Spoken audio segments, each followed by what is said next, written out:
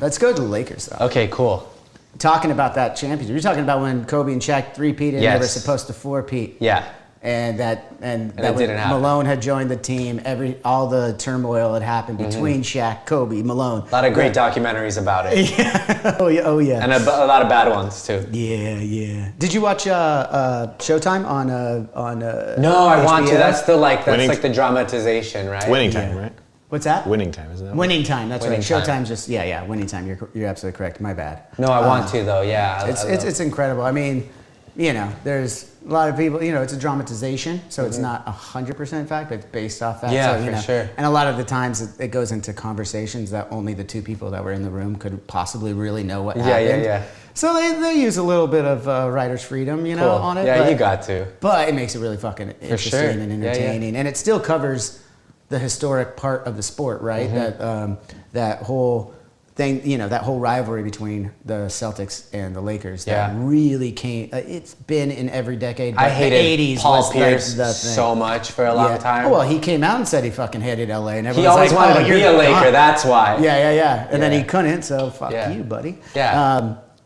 Oh, dude, when Kobe went with Gasol the first time against the Celtics and they lost, I was like, that sucked. But guess what? Gasol had only been there since the trade deadline. And they made it. They went from a team that wasn't even going to sniff the playoffs to the championship. Yeah, crazy. And took them to game 7 on that, I believe. It was 6 or 7.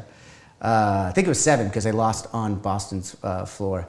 But then the next year they came back. Celtics didn't make it.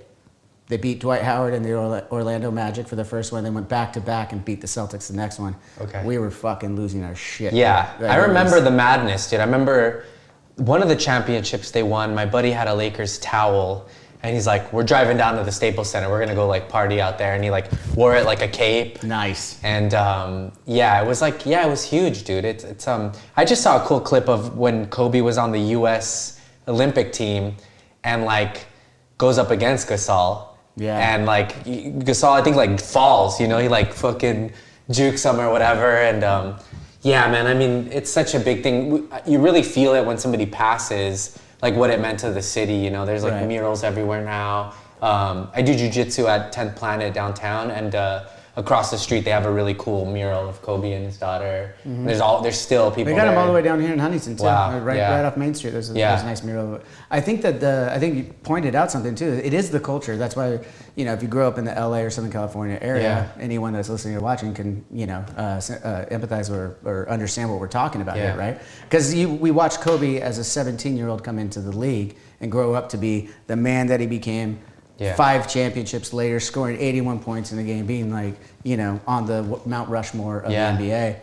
He hit 60 his last game. Yeah, crazy. I was up here. Wow. I had my Lakers mug. Let me grab it. Oh shit! It's all the way up there on the short. Well, if only you had your Shaq shoes on. Yeah, if I had my Shaq shoes on. Yeah, this big ass one. We filled it up with 1942 Don Julio tequila. And we're just passing it around. Holy shit! It was fuck. Yeah, it's a double pint. Wow, I wish I knew you back then. It's never too late, buddy. Okay, let's relapse right now. Fuck it. Break it out. Hey, Juggalo, sell us some fucking drugs, man.